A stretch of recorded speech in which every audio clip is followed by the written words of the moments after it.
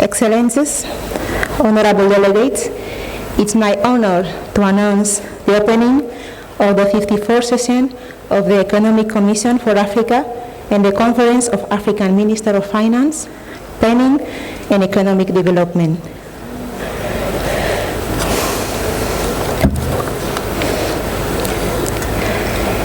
His Excellency Mr. Amadou Hott, Minister of Economic Planning and International Cooperation of the Republic of Senegal. His Excellency Mr. Abdoulaye Diallo, Minister of Finance and Budget of the Republic of Senegal. Her Excellency Mr. Bella Songwe, United Nations Under-Secretary General and Executive Secretary of the Economic Commission for Africa. Honorable Minister, distinguished delegates, ladies and gentlemen. I would like to warmly welcome you on behalf of the Bureau to this 54th Conference of the African Minister of Finance, Planning and Economic Development. Allow me, on your behalf, to thank the government of the Republic of Senegal for the hospitality we have received and the preparation they have put at our disposal to make this meeting a success. I would also like to thank the Economic Commission for Africa for the leadership in the organization of this conference so far, including technical and administrative support they have provided.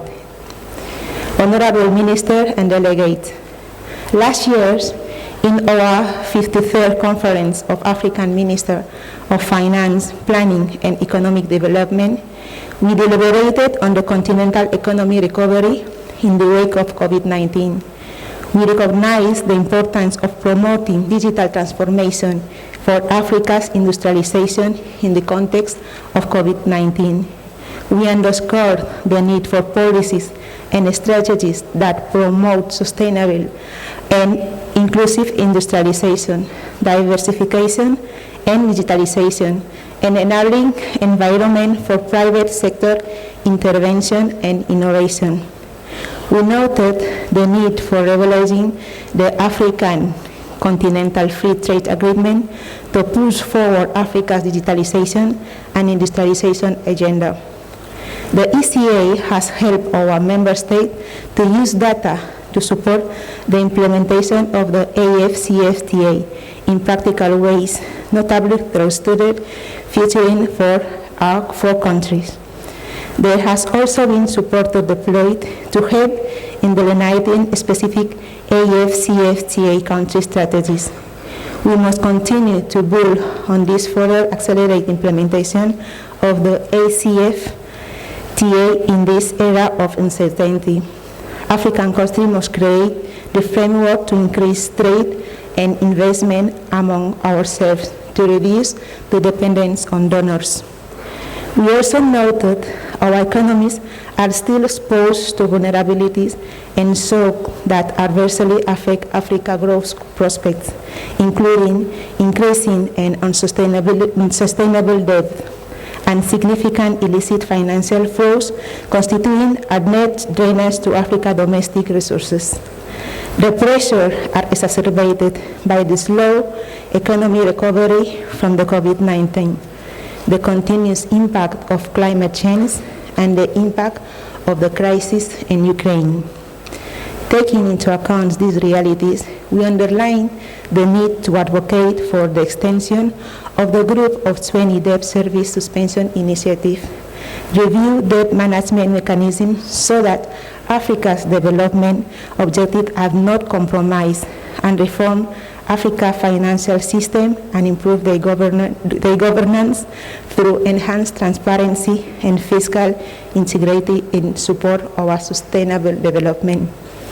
We deliberated on the challenge Africa is facing in terms of access to COVID-19 vaccines, and noted that enabling environment for private investment in technology and skill and strengthened collaboration with relevant stakeholders were key to combating the pandemic. We underscore the need for both short and medium-term policy resolutions, including vaccine acquisition and investment in the development of local manufacturing capacity in partnership with international producers of vaccines. In these forthcoming years, Africa will also be hosting the 27th Conference of Parties of the United Nations Framework Convention on Climate Change. This COP must deliver for Africa. At our last Ministerial Council, we used firm action to tackle the intrinsically related crisis of COVID-19 and climate change.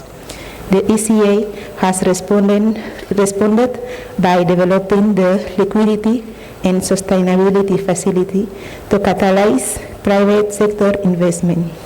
We look ahead to COP27 in Sharm el-Sheikh as means of unlocking new financial opportunities for African countries.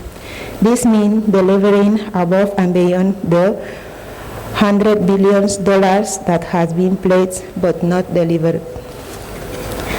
As we deliberate on Africa Development Agenda, it's my hope that this high-level policy dialogue will allow us to unlock many of the financial resources needed by breaking new ground. We must be bold and ambitious and propose mechanisms that allow us to mobilize our own resources, building on African know-how and African entrepreneurial spirit. May our contribution allow us to position Africa in the right path towards sustainable and inclusive development. As I conclude my brief remarks, I would like to once again thank my fellow Bureau members and the ECA Secretariat. I thank you.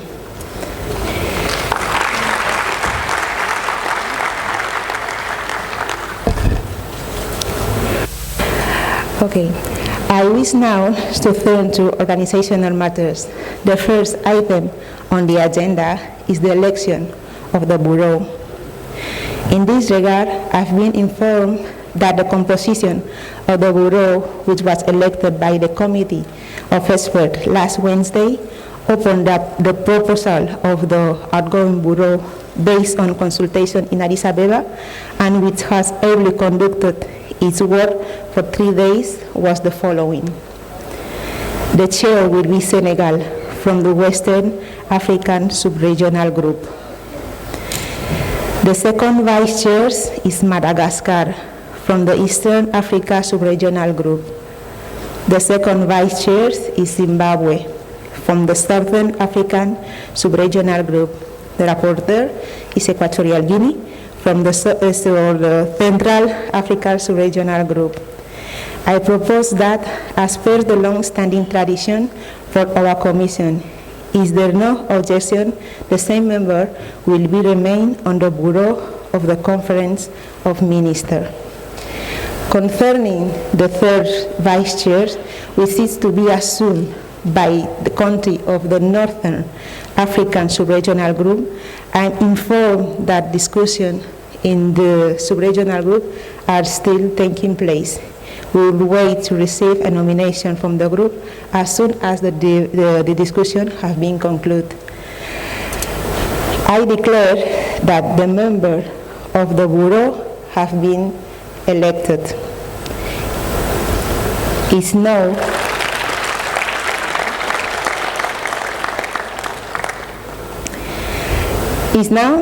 my honor and privilege to invite Mr.